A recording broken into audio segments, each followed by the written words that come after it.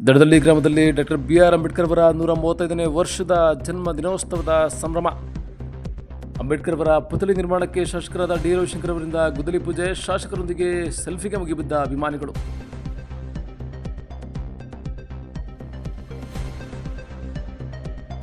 ಹೌದು, ಸಾಲಿಗ್ರಾಮ ತಾಲೂಕಿನ ದಡದಳ್ಳಿ ಗ್ರಾಮದಲ್ಲಿ ಡಾಕ್ಟರ್ ಬಿ.ಆರ್. ಅಂಬೇಡ್ಕರ್ ಅವರ ಹುಟ್ಟುಹಬ್ಬದ ಸಂಭ್ರಮಾಚರಣೆಯಲ್ಲಿ ಪುತ್ಥಳಿ ನಿರ್ಮಾಣಕ್ಕೆ ಶಾಸಕರಾದ ಡಿ. ರವಿಶಂಕರ್ ಅವರು ಗುದ್ದಲಿ ಪೂಜೆ ನೆರವೇರಿಸಿ ಭಾವಚಿತ್ರಕ್ಕೆ ಪುಷ್ಪಾರ್ಚನೆ ಮಾಡಿ ಕಾರ್ಯಕ್ರಮವನ್ನು ಉದ್ದೇಶಿಸಿ ಮಾತನಾಡಿದರು. ಅಂಬೇಡ್ಕರ್ ಅವರ ಹಾದಿಯಲ್ಲಿ ನಡೆದರೆ ಮಾತ್ರವೇ ಅವರಿಗೆ ನಾವು ಗೌರವ ಸಲ್ಲಿಸಿದಂತಾಗಲಿದೆ. ಪ್ರಜಾಪ್ರಭುತ್ವವು ಜೀವಂತವಾಗಿರಬೇಕಾದರೆ ಪ್ರತಿಯೊಬ್ಬರೂ ಶಿಕ್ಷಣ ಪಡೆಯಲೇಬೇಕು. ಶಿಕ್ಷಣ ಸಂಘಟನೆ ಹೋರಾಟದಿಂದ ನಮ್ಮ ಹಕ್ಕುಗಳನ್ನು ಪಡೆಯಲು ಸಾಧ್ಯ ಎಂದರು. ಅಷ್ಟೇ ಅಲ್ಲದೆ ಗ್ರಾಮದೇವತೆ ಉಚ್ಚಮ್ಮ ದೇವಾಲಯವನ್ನು ಪ್ರತಿಷ್ಠಾಪಿಸಲಾಗುವುದು ಎಂದು ತಿಳಿಸಿದರು. ಇನ್ನು ಸಮಾಜ ಸೇವಕರು, ಉದ್ಯಮಿಗಳಾದ ರವಿ ಅವರು ಮಾತನಾಡಿ, ಸಂವಿಧಾನ ಶಿಲ್ಪಿ ಮತ್ತು ಮಾನವತಾವಾದಿ ಅಂಬೇಡ್ಕರ್ ಅವರನ್ನು ಯಾವುದೇ ಜಾತಿಗೆ ಸೀಮಿತ ಮಾಡಬಾರದು. ಅಂಬೇಡ್ಕರ್ ಅವರ ಚಿಂತನೆಗಳನ್ನು ಪ್ರತಿಯೊಬ್ಬರಿಗೂ ತಲುಪಿಸಬೇಕಾಗಿದೆ. ಅಂಬೇಡ್ಕರ್ ಅವರ ಕನಸು ನನಸಾಗಬೇಕಾದರೆ ಉನ್ನತ ವಿದ್ಯಾಭ್ಯಾಸ ಮಾಡಿ ಉನ್ನತ ಹುದ್ದೆ ಪಡೆಯಬೇಕು ಎಂದರು. ಕಾರ್ಯಕ್ರಮಕ್ಕೂ ಮೊದಲು ಶಾಸಕ ಡಿ. ರವಿಶಂಕರ್ ಅವರನ್ನು ಗ್ರಾಮದ ಹೆಬ್ಬಾಗಿಲಿನಿಂದ ಟಮಟೆ ಸದ್ದಿನೊಂದಿಗೆ ಪಟಾಕಿ ಸಿಡಿಸಿ ಅದ್ದೂರಿ ಸ್ವಾಗತ ಕೋರುತ್ತಾ ಅಭಿಮಾನಿಗಳು ಸೆಲ್ಫಿಗೆ ಮುಗಿಬಿದ್ದರು. ಕಾರ್ಯಕ್ರಮದಲ್ಲಿ ಎಸ್ಸಿ ಘಟಕದ ಅಧ್ಯಕ್ಷರಾದ ಕಂಠಿಕುಮಾರ್, ನಂದೀಶ್, ಶಾಂತಿರಾಜ್, ತಾಲೂಕ್ ಪಂಚಾಯತಿ ಮಾಜಿ ಅಧ್ಯಕ್ಷರಾದ ಚಂದು, ಭೀಮಾರ್ಮಿ ಅಧ್ಯಕ್ಷರಾದ ಗುರುಸ್ವಾಮಿ, ಗ್ರಾಮದ ಮುಖಂಡರಾದ ಜಯಣ್ಣ, ಪುಟ್ಟಸ್ವಾಮಿ, ತಮ್ಮಣ್ಣ, ಕುಳ್ಳಯ್ಯ, ಚಲವಯ್ಯ, ರಂಗನಾಥ್, ಜನಾರ್ದನ್, ವಿನೋದ್, ದಿಲೀಪ್, ಮಂಜುನಾಥ್, ಪ್ರೀತಮ್, ಅಭಿ, ಭೀಮರಾವ್, ಅವಿನಾಶ್, ಲೋಹಿತ್, ದರ್ಶನ್, ಹರೀಶ್, ಪ್ರದೀಪ್, ದೇವರಾಜ್ ಡಿ, ಲೋಕೇಶ್ ಟಿ, ದೊರೆಸ್ವಾಮಿ, ತೀರ್ಥ, ಮಂಜು ಸೇರಿದಂತೆ ಮಹಿಳೆಯರು, ಮುಖಂಡರು ಹಾಜರಿದ್ದರು.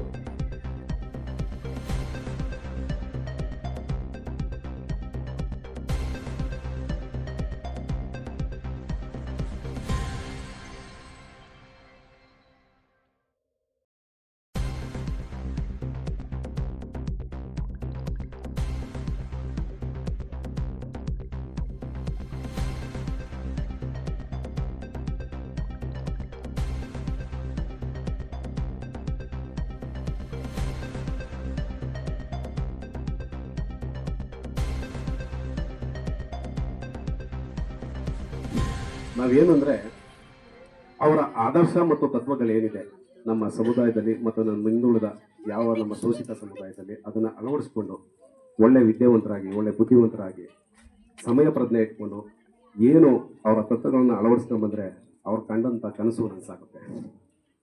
ಮತ್ತು ಗ್ರಾಮಗಳಲ್ಲಿ ಯುವ ಸಮುದಾಯ ನಾವು ಹೇಳೋದಿಷ್ಟೇ, ಮೊದಲು ಎಲ್ಲರನ್ನೂ ಪ್ರೀತಿಯಿಂದ ಮತ್ತು ಒಳ್ಳೆ ಭ್ರಾತೃತ್ವದಿಂದ, ಒಂದು ಒಳ್ಳೆ ಸಮನ್ವಯತೆಯಿಂದ ಇವೆಲ್ಲ ಒಂದಾದ ನಂತರ ಒಳ್ಳೆ ವಿದ್ಯಾಭ್ಯಾಸ, ಒಳ್ಳೆ ವಿವೇಕ, ಒಳ್ಳೆ ಸಂಘಟನೆ, ಒಳ್ಳೆ ಹೋರಾಟ ಇವೆಲ್ಲ ಅಳವಡಿಸ್ಕೊ ಬಂದರೆ ನಮ್ಮ ಡಾಕ್ಟರ್ ಬಿ.ಆರ್. ಅಂಬೇಡ್ಕರ್ ಕಂಡಂಥ ಕನಸು ಈ ದೇಶದಲ್ಲೇ ನನಸಾಗುತ್ತೆ.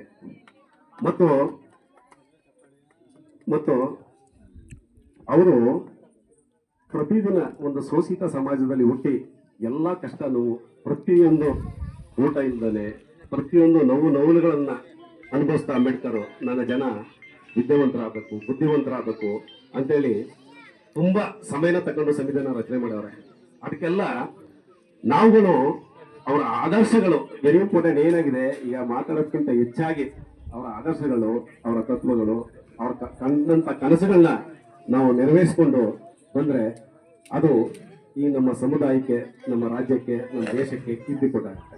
ಅದರಿಂದ ನಮ್ಮ ದಡದಳ್ಳಿ ಗ್ರಾಮದ ಎಲ್ಲ ನನ್ನ ಅಕ್ಕ ತಂಗಿಯರಿಗೆ, ಅಣ್ಣ ತಮ್ಮರಿಗೆ ನನಗೊಂದೆರಡು ಮಾತನ್ನ ಮಾತಾಡೋಕ್ಕೆ ಅವಕಾಶ ಕೊಟ್ಟಂಥವ್ರಿಗೆ ಎಲ್ಲರಿಗೂ ಸಹ ನಮಸ್ಕರಿಸ್ತಾ ನನ್ನ ಮಾತು ಮುಗಿಸ್ತಾರೆ. ಮತ್ತು ಲಕ್ಷ್ಮೀ ಅವರು ಮತ್ತು ಇವರೆಲ್ಲ ಬಂದಿರು. ಯಾಕೆಂದ್ರೆ ಈ ದಡದಳ್ಳಿಯಿಂದ ಕೊಣದೂರು ಮೇನ್ ರೋಡಲ್ಲಿ ಸರ್ ಒಂದು 15ರಿಂದ 20 ಮನೆಗಳು ಕಟ್ಕೊಂಡವ್ರ ಪಾಪ. ಹೌದಾ, ಅವರು ಕರೆಕ್ಟ್. ಹೌದು ಸರ್, ಅದೊಂದು. ಮತ್ತು ಈಗ ನಮ್ಮ ಸಾಹೇಬರು, ಈಗ ನಮ್ಮ ದಲಿತ ಸಮುದಾಯದ ಕಣ್ಮಣಿ ಇದ್ದಂಗೆ ನಮ್ಮ ರವಿಶಂಕರ್ ಸಾಹೇಬರು. ಅದರಿಂದ ಏಕೆಂದ್ರೆ ಸರಳ ಚರ್ಚಿತಕರು ಮತ್ತು ಮಗುನಂತ ಹೃದಯ ಸ್ಪರ್ಶಿಗಳು. ನಮ್ಗೆ ಯಾವುದೇ ಒಂದು ಮನವಿನೂ ಸಹ ತುಂಬಾ ಇದು ಮಾಡಿ ಅದನ್ನ ಈಡೇರಿಸ್ತಾರೆ. ಅದರಿಂದ ಒಂದು ಪ್ರತಿಮೆ ಮತ್ತು ಇದು ಏನೇ ಚಿಕ್ಕ ಪುಟ್ಟ ಕೆಲಸಗಳಿದ್ರು ಸಹ ನಮ್ಮ ಸಾಹೇಬರು ಮಾಡ್ಕೊಡ್ತಾರೆ ಅಂತ. ಯಾಕೆಂದ್ರೆ ನಾವು ನಮ್ಮ ಸಮುದಾಯ ಅವರನ್ನೇ ನಾವು ಒಂದು ಕಣ್ಮಣಿಯಾಗಿ ಇದು ಮಾಡಿದೀವಿ. ಅದರಿಂದ ಎಲ್ಲ ನಮ್ಮ ಕೆಲಸಗಳು ಹಂತವಾಗಿ ಎಲ್ಲ ಒಂದು ಅಭಿವೃದ್ಧಿ ಆಗುತ್ತೆ ಅಂತ ಹೇಳಿ ನಾನು ಎರಡು ಮಾತನ್ನ ಮಾತಾಡಕ್ಕೆ ಅವಕಾಶ ಮಾಡಿ. ಬಂಧುಗಳೇ, ಇವತ್ತು ನಾವು ಈ ಒಂದು ಹಬ್ಬವನ್ನು ಆಚರಣೆ ಮಾಡ್ತಾ ಇದೀವಲ್ವಾ? ಹಬ್ಬವನ್ನು ಆಚರಣೆ ಮಾಡುವ ಸಂದರ್ಭದಲ್ಲಿ ಸೇರ್ಕೊಡೋದು. ಅರ್ಥಪೂರ್ಣವಾಗಿರ್ಬೇಕಲ್ವಾ? ಅರ್ಥಪೂರ್ಣವಾಗಿರ್ಬೇಕಾದ್ರೆ ಏನ್ ಮಾಡ್ಬೇಕು? ನಿನ್ನೆ ನಾವು ಜಯತಳದಲ್ಲಿ ಒಂದು ಕಾರ್ಯಕ್ರಮಕ್ಕೆ ಹೋಗಿದ್ವಿ. ಅಲ್ಲಿ ಒಂದು ಫ್ಲೆಕ್ಸ್ ಅನ್ನ ಹಾಕಿದ್ರು. ಆ ಫ್ಲೆಕ್ಸ್ ಅಲ್ಲಿ ಯಾವ ರೀತಿ ಇತ್ತು ಅಂತ ಹೇಳಿದ್ರೆ, ಕೂಲಿ ಕೆಲಸ ಮಾಡ್ತಿರ್ತಕ್ಕಂಥ ಹಿರಿಯ ಜನರು, ಅದೇ ರೀತಿಯಲ್ಲಿ ಶಾಲೆಗೆ ಹೋಗ್ತಾ ಇರ್ತಕ್ಕಂಥ ಮಕ್ಕಳು, ಅದಾದ್ಮೇಲೆ ಅಧಿಕಾರಿಗಳಾಗಿ ಹೊರಹೊಮ್ಮಿರ್ತಕ್ಕಂಥ ವ್ಯಕ್ತಿಗಳು. ಅದರ ಮುಂದೆ ಅಂಬೇಡ್ಕರ್ ಅವರು ಒಂದು ದೊಡ್ಡ ಭಾವಚಿತ್ರವನ್ನ ರೂಪಿಸುವಂತ ನಿಟ್ಟಲ್ಲಿ ಆ ಫ್ಲೆಕ್ಸ್ ಇತ್ತು. ಇದರ ಸಂಕೇತ ಅಂತ ಹೇಳಿದ್ರೆ, ನಾವು ಹಿಂದಿನ ಕಾಲದಲ್ಲಿ ಹಿಂದಿನಿಂದಲೂ ಕೂಡ ಕೆಲಸವನ್ನ ಮಾಡ್ಕೊಂಡು ಬರ್ತಾ ಇದ್ವಿ. ತದನಂತರದಲ್ಲಿ ಬಾಬಾ ಸಾಹೇಬ್ ಅಂಬೇಡ್ಕರ್ ಅವರು ನಮ್ಮ ಸಂವಿಧಾನವನ್ನು ಕೊಟ್ಟ ಮೇಲೆ ನಮ್ಮ ಮಕ್ಕಳಿಗೆ ನಮ್ಮ ಶಿಕ್ಷಣದ ಹಕ್ಕಿನ ಮೂಲಕವಾಗಿ ಶಿಕ್ಷಣವನ್ನು ಕೊಡಿಸ್ತಾ ಇದ್ದೀವಿ. ಶಿಕ್ಷಣದ ಮೂಲಕವಾಗಿ ಜ್ಞಾನವನ್ನು ಕೊಡಿಸಿ ಅವರಿಗೆ ದೊಡ್ಡ ಮಟ್ಟದ ಜವಾಬ್ದಾರಿಗಳನ್ನ ಅಲಂಕರಿಸುವಂತಹ ನಿಟ್ಟಲ್ಲಿ, ಅಧಿಕಾರಿಗಳನ್ನ ಮಾಡುವಂತ ನಿಟ್ಟಲ್ಲಿ ಆಗಿರ್ತಕ್ಕಂಥ ಒಂದು ಫ್ಲೆಕ್ಸ್. ಅದು ನಿಜವಾಗ್ಲೂ ಕೂಡ ಅಂಬೇಡ್ಕರ್ ಅವರು ಕಂಡಂತ ಕನಸು ಅದು. ಆಯ್ತಾ? ಅಂಬೇಡ್ಕರ್ ಅವರು ಏನಂತ ಕನಸ್ಕೊಂಡಿದ್ರು ಅಂತ ಹೇಳಿದ್ರೆ, ನಮ್ಮ ಮಕ್ಕಳಿಗೆ ಉತ್ತಮವಾದ ಶಿಕ್ಷಣವನ್ನು ಕೊಡಿಸಬೇಕು. ಅದು ಕೇವಲ ಬರೀ ಶಿಕ್ಷಣ ಅಲ್ಲ, ದೊಡ್ಡ ಮಟ್ಟದ ಶಿಕ್ಷಣವನ್ನು ಕೊಡಿಸಬೇಕು ಅಂತಕ್ಕಂಥ ನಿಟ್ಟಲ್ಲಿ ಅವರ ಕನಸಿತ್ತು. ಆ ಶಿಕ್ಷಣದ ಮೂಲಕವಾಗಿ ಕ್ರಾಂತಿಕಾರಿಯ ಬದಲಾವಣೆಯನ್ನ ನಮ್ಮ ಸಮಾಜದಲ್ಲಿ ತರಬೇಕು. ಕ್ರಾಂತಿಕಾರಿ ಬದಲಾವಣೆ ಅಂತ ಹೇಳಿದ್ರೆ, ದೊಡ್ಡ ಮಟ್ಟದ ಶಿಕ್ಷಣವನ್ನು ಪಡೆದು ದೊಡ್ಡ ಮಟ್ಟದ ಅಧಿಕಾರಿಗಳಾಗಬೇಕು, IAS ಅಧಿಕಾರಿ ಆಗ್ಬೇಕು, ಸೂಟು ಬೂಟನ್ನ ತೊಡುವಂತ ವ್ಯಕ್ತಿಗಳಾಗಿ ನಮ್ಮ ಜನರು ಆಗ್ಬೇಕು ಅಂತಕ್ಕಂಥ ನಿಟ್ಟಲ್ಲಿ ಅವ್ರ ಆಸೆ ಇತ್ತು. ಗೊತ್ತಾ? ಅದಕ್ಕೆ ನಾವೇನ್ ಮಾಡ್ಬೇಕೀಗ ಹೇಳಿ? ವಿಶೇಷವಾಗಿ ನಮ್ಮ ತಾಯಂದಿರು, ಅಕ್ಕ ತಂಗಿಯರು ಚೆನ್ನಾಗಿ ನೀವು ಓದ್ಬೇಕಾ? ಚೆನ್ನಾಗಿ ಓದಿಸ್ಬೇಕಾರೆ ಅದು ಮೊದಲು ನಮ್ಮ ಮನೆಯಲ್ಲಿ ನಾವು ಮಾಡ್ಬೇಕು. ಅದು ಮಾಡಿದ್ರೆ ನಮ್ಮ ಮನದಲ್ಲಿ, ನಮ್ಮೆಲ್ಲರ ಮಧ್ಯದಲ್ಲಿ ಇವತ್ತು ಅಂಬೇಡ್ಕರ್ ಅವರು ಜೀವಂತ ಉಳಿದಿರ್ತಾನೆ. ಅವ್ರ ಅಂಬೇಡ್ಕರ್ ಅವರ ಜೀವಂತ ಉಳಿಸ್ಕೊಂಡು ಹೋಗ್ಬೇಕು ಅಂತ ಹೇಳಿದ್ರೆ, ಅವ್ರಿಗೆ ನಿಜವಾಗ್ಲೂ ಕೂಡ ನಾವು ಗೌರವಪೂರ್ವಕವಾಗಿ ರೀತಿಲಿ ಅವ್ರಿಗೆ ಕೃತಜ್ಞತರಾಗಿರ್ಬೇಕು ಅಂತ ಹೇಳಿದ್ರೆ, ನಾವು ನಮ್ಮ ಮಕ್ಕಳನ್ನ ಉತ್ತಮವಾದ ಶಿಕ್ಷಣವನ್ನ ಕೊಡಿಸುವಂತ ನಿಟ್ಟಲ್ಲಿ ಮಾಡಿದ್ದೆ ಆದಲ್ಲಿ ನಿಜವಾಗ್ಲೂ ಕೂಡ ಅವ್ರಿಗೆ ಅವರೆಲ್ಲರ ಅವರ ಒಂದು ಆತ್ಮಕ್ಕೂ ಕೂಡ ನಿಜಕ್ಕೂ ಕೂಡ ಶಾಂತಿ ಸಿಗುತ್ತೆ ಅಂತಕ್ಕಂಥದ್ದೇ ನಾನು ಈ ಸಂದರ್ಭದಲ್ಲಿ ಹೇಳೋದಕ್ಕೆ ಇಷ್ಟಪಡ್ತೇನೆ. ಅದು ಕೇವಲ SLC ಮಾಡಿಸಿ, PUC ಮಾಡಿಸಿ ಮದುವೆ ಮಾಡಿಬಿಡೋದಲ್ಲ. ಆಯ್ತಾ? ಡಿಗ್ರಿ, ಡಬಲ್ ಡಿಗ್ರಿ ಓದಿಸ್ಬೇಕು, ಸ್ಪರ್ಧಾತ್ಮಕ ಪರೀಕ್ಷೆಗಳನ್ನ ಎದುರಿಸುವಂತ ನಿಟ್ಟಲ್ಲಿ ಅವ್ರನ್ನ ತಯಾರು ಮಾಡಬೇಕು. ಅದರಿಂದ IAS ಅಧಿಕಾರಿಗಳು, KS ಅಧಿಕಾರಿಗಳು, ಇಲ್ಲ ಟೀಚರ್ ಆಗೋ, ಇನ್ಸ್ಪೆಕ್ಟರ್ ಆಗೋ, ಬೇರೆ ಬೇರೆ ಹಲವಾರು ಹುದ್ದೆಗಳಿದೆ. ನಮ್ಮ ಮುಂದೆ ಹಲವಾರು ಆಯ್ಕೆಗಳು ಸಾಕಷ್ಟು ಇದಾವೆ. ಇದೇ ಆಗ್ಬೇಕು ಅದೇ ಆಗ್ಬೇಕಂತಲ್ಲ, ನಮ್ಮ ಮಕ್ಕಳು ಯಾವ ಆಸೆ ಪಡ್ತಾರೆ, ಯಾವ ರೀತಿ ನಾನು ಜೀವನದಲ್ಲಿ ಆ ಒಂದು ಸಾಧನೆಯನ್ನು ಮಾಡ್ತೀನಿ ಅಂತ ಹೇಳಿ ಆಸೆ ಪಡ್ತಾರೆ, ಅಂತದ್ನ ನಾವು ಬೆಂತಟ್ಟಿ ಪ್ರೋತ್ಸಾಹವನ್ನು ಮಾಡಿ ಅವ್ರಿಗೆ ನಿಜವಾಗ್ಲೂ ದಾರಿಯನ್ನ ತೋರಿಸಿದಲ್ಲಿ ಖಂಡಿತ ನಮ್ಮ ಮಕ್ಕಳು ಉತ್ತಮ ರೀತಿಯಲ್ಲಿ ಸಮಾಜದ ಒಂದು ಉತ್ತಮ ರೀತಿಯಲ್ಲಿ ಗಣ್ಯ ವ್ಯಕ್ತಿಗಳಾಗಿ ರೂಪುಗೊಳ್ಳೋದ್ರಲ್ಲಿ ಯಾವುದೇ ರೀತಿಯಲ್ಲಿ ಸಂಶಯ ಇಲ್ಲ. ಆ ನಿಟ್ಟಿನಲ್ಲಿ ನಮ್ಮ ಮಕ್ಕಳನ್ನ ಉತ್ತಮ ಶಿಕ್ಷಣವನ್ನು ಕೊಡಿಸಿ ದೊಡ್ಡ ಮಟ್ಟದ ಅಧಿಕಾರಿಗಳನ್ನ, ದೊಡ್ಡ ಮಟ್ಟದ ಜವಾಬ್ದಾರಿಗಳನ್ನ ಹೊರುವಂತ ನಿಟ್ಟಲ್ಲಿ ಅವರನ್ನ ಶಕ್ತಿವಂತರಾಗಿ ಮಾಡಬೇಕು ಅಂತ ಹೇಳಿ ನಾನು ಈ ಸಂದರ್ಭದಲ್ಲಿ ಹೇಳಲಿಕ್ಕೆ ಇಷ್ಟಪಡ್ತೇನೆ. ಅದನ್ನ ಖಂಡಿತ ನನ್ನ ಗಡ್ಡದಳ್ಳಿ ಗ್ರಾಮದ ಜನರು ಮಾಡ್ತೀರಾ ಅಂತಕ್ಕಂಥದ್ದು ನನಗೆ 100ಕ್ಕೆ 100 ವಿಶ್ವಾಸ ಇದೆ. ಕಾಲಿಗ್ರಾಮಕ್ಕೆ ನಿಮ್ಮ ಕನ್ನಡಿ ಗೇಟಿ ಮಾಡೋದ್ರಲ್ಲಿ ಖಂಡಿತ ಮಧ್ಯದಲ್ಲಿ ಅಂಬೇಡ್ಕರ್ ಅವರು ಯಾವತ್ತೂ ಕೂಡ ಸೂರ್ಯ ಚಂದ್ರ ಇರೋ ತನಕ ಕೂಡ ಅವರು ಜೀವಂತವಾಗಿ ನಮ್ಮ ಜೊತೆಲಿ ಇರ್ತಾರೆ. ಅದನ್ನ ನಾವು ಮಾಡ್ಬೇಕಾಗಿದೆ. ಆಯ್ತಾ?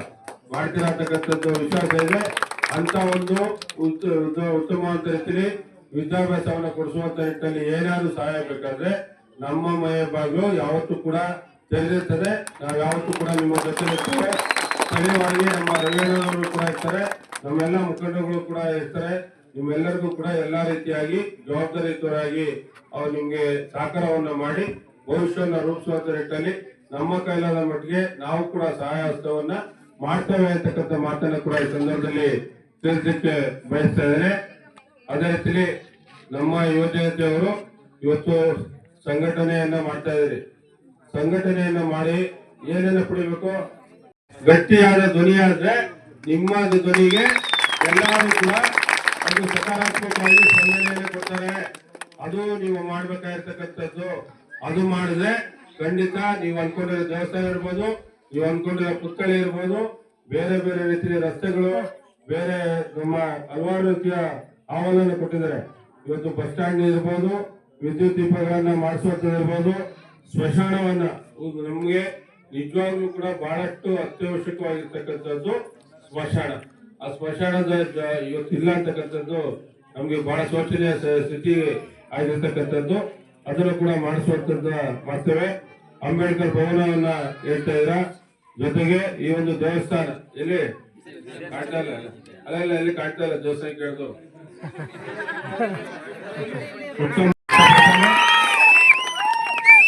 ಇದರ ಜೊತೆಯಲ್ಲಿ ಇವತ್ತು ನಾವು ಬಂದಂತ ಸಂದರ್ಭದಲ್ಲಿ ನಮ್ಮನ್ನ ಬಹಳ ಪ್ರೀತಿಯಿಂದ ಬರಮಾಡ್ಕೊಂಡಿದ್ರ, ಪ್ರೀತಿಯನ್ನ ಅಭಿಮಾನವನ್ನ ಎಲ್ಲವೂ ಕೂಡ ತೋರಿಸಿದ್ರ. ನಿಮ್ಮ ಈ ಪ್ರೀತಿ ಅಭಿಮಾನಕ್ಕೆ ಯಾವತ್ತೂ ಕೂಡ ನಾನು ಚಿರುಣಾಗಿರ್ತೀನಿ. ನೀವೆಲ್ಲರೂ ಕಳೆದ 2023ರ ಚುನಾವಣೆಯಲ್ಲಿ ಅತ್ಯಂತ ಹೆಚ್ಚಿನ ಮತಗಳನ್ನು ಕೊಟ್ಟು ಇವತ್ತು ಸಾಧಾರಣವಾಗಿದ್ದಂತ ವ್ಯಕ್ತಿಗೆ ನಿಮ್ಮ ಮುಂದೆ ಮಾತನಾಡುವಂತ ಒಂದು ಶಕ್ತಿಯನ್ನ, ಶಾಸಕರಾಗಿ ನಿಂತು ಮಾತನಾಡುವಂತ ಒಂದು ಶಕ್ತಿಯನ್ನ ಕೊಟ್ಟಿದ್ರ. ನಿಮ್ಮ ದೊಡ್ಡ ಮಟ್ಟದ ಋಣ ನನ್ನ ಮೇಲಿದೆ. ಆ ಋಣವನ್ನ ತೀರಿಸುವಂತ ಕೆಲಸವನ್ನ ಇವತ್ತು ನಾವು ಗುದ್ದಲಿ ಪೂಜೆಯನ್ನ ಮಾಡಿದ್ವಿ.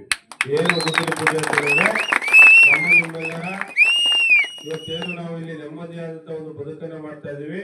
ಆ ಬದುಕನ್ನ ಕಟ್ಕೊಂಡಿರ್ತಕ್ಕಂಥವ್ರು ನಿಮ್ಮೆಲ್ಲರ ಬಾಬಾ ಸಾಹೇಬ್ ಡಾಕ್ಟರ್ BR ಅಂಬೇಡ್ಕರ್ ಅವರು ಕೊಟ್ಟಿರ್ತಕ್ಕಂಥ ಸಂವಿಧಾನದ ಅಡಿಯಲ್ಲಿ ಇವತ್ತು ನಾವು ಇಲ್ಲಿ ನಿಂತು ಮಾತಾಡ್ತಾ ಇರ್ತಕ್ಕಂಥದ್ದು.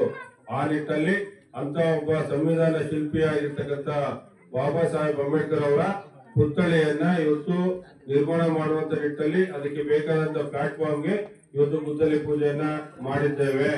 ಈಗಾಗಲೇ ನಮ್ಮ ಎಲ್ಲ ಯುವಕ ಮಿತ್ರರು ಏನ್ ಬೆಂಗಳೂರಿಗೆ ಹೋಗಿ ಒಂದು ಪುತ್ಥಳಿಯನ್ನ ಇಲ್ಲಿ ವಿಚಾರಿಸ್ಕೊಂಡು ಬಂದಿದ್ದೀರ ಅಲ್ವಾ? ಅದನ್ನ ಖಂಡಿತ ನಾನು ಅವತ್ತೇ ಹೇಳಿದ್ದೀನಿ, ಮಾಡಿಸ್ಕೊಡ್ತೇವೆ ಅಂತಕ್ಕಂಥದ್ದು. ನಾವು ರವಿಯವರೆಲ್ಲ ನಿಮ್ಮ ಜೊತೆ ನಿಂತ್ಕೊಂಡು ಎಲ್ಲವೂ ಕೂಡ ಮಾಡಿಕೊಡ್ತೇವೆ ಅಂತಕ್ಕಂಥ ಮಾತನ್ನ ನಾನು ಈ ಸಂದರ್ಭದಲ್ಲಿ ಹೇಳೋದಕ್ಕೆ ಇಷ್ಟಪಡ್ತೇನೆ. ಅದರ ಜೊತೆಯಲ್ಲಿ ರಸ್ತೆಗಳು ಕೇಳ್ಕೊಂಡಿದ್ರ, ಖಂಡಿತ ರಸ್ತೆಗಳನ್ನು ಕೂಡ ಮಾಡಿಸುವಂತ ನಿಟ್ಟಿನಲ್ಲಿ ಮಾಡ್ತೀವಿ. ಅದೇ ಕಾಂಕ್ರೀಟ್ ರಸ್ತೆ. ಅದನ್ನ ಜೊತೆಗೆ ಇನ್ನು ಈಗೇನು ನಮ್ಮ ಹಲವಾರು ಸಮಸ್ಯೆಗಳನ್ನ ಹೇಳುದು, ವಿದ್ಯುತ್ ಶಕ್ತಿಯ ಸಮಸ್ಯೆ ಏನು ಯಾವ ರಸ್ತೆ ಯೋಜನೆ ಕೊಡಿಸುವಂತ ನಿಟ್ಟಲ್ಲಿ ಆಗ್ಬೇಕು. ನೀವು ಇದು ಪಂಚಾಯತಿ ತಗೊಂಡಿದ್ದೀರಾ, NOC ತಗೊಂಡಿದ್ದೀರಾ ಅಂತ ಮಾತನ್ನ ನಾವು ಈ ಸಂದರ್ಭದಲ್ಲಿ ನಿಮ್ಗೆ ತಿಳಿಸ್ತಾ, ಇವತ್ತು ಅತ್ಯಂತ ಸಂತೋಷದಿಂದ ಬಂದು ಈ ಒಂದು ನಮ್ಮ ಬಾಬಾ ಸಾಹೇಬ್ ಡಾಕ್ಟರ್ BR ಅಂಬೇಡ್ಕರ್ ಅವರ 135ನೇ ಜಯಂತ್ಯೋತ್ಸವದಲ್ಲಿ ನಾವೆಲ್ಲ ಒಟ್ಟಾಗಿ ಬಂದು ಅತ್ಯಂತ ಸಂತೋಷದಿಂದ ಸಂಭ್ರಮದಿಂದ ಆಚರಣೆಯನ್ನು ಮಾಡಿದ್ವಿ. ಈ ಒಂದು ಆಚರಣೆ ಇಲ್ಲಿಗೆ ನಿಲ್ಬಾರ್ದು, ಪ್ರತಿದಿನವೂ ಕೂಡ ಆಚರಣೆ ಆಗಿರ್ಬೇಕು. ಪ್ರತಿದಿನವೂ ಅವರ ಆಶಯಗಳನ್ನ ನಮ್ಮ ಬದುಕಿನಲ್ಲಿ ನಾವು ರೂಢಿಸಿಕೊಂಡು ಅವ್ರಿಗೆ ಗೌರವ ತರುವಂತ ನಿಟ್ಟಿನಲ್ಲಿ ನಾವು ನೀವೆಲ್ಲ ನಡೆಯೋಣ. ತನ್ಮೂಲಕ ನಮ್ಮ ಗ್ರಾಮದ ಅಭಿವೃದ್ಧಿ ಜೊತೆಗೆ ದೇಶದ ಅಭಿವೃದ್ಧಿಗೆ ನಮ್ಮ ಕೈಲಾದ ಮಟ್ಟಿಗೆ ನಾವು ಕೂಡ ಆ ಪಾತ್ರವನ್ನ ನಿರ್ವಹಿಸೋಣ ಅಂತಕ್ಕಂಥ ಮಾತನ್ನ ಈ ಸಂದರ್ಭದಲ್ಲಿ ತಿಳಿಸಿ, ನಿಮ್ಮೆಲ್ಲರ ಪ್ರೀತಿ ಅಭಿಮಾನಕ್ಕೆ ಈ ರವಿಶಂಕರ್ ಯಾವತ್ತೂ ಕೂಡ ಚಿರಋಣಿ ಇರುತ್ತದೆ.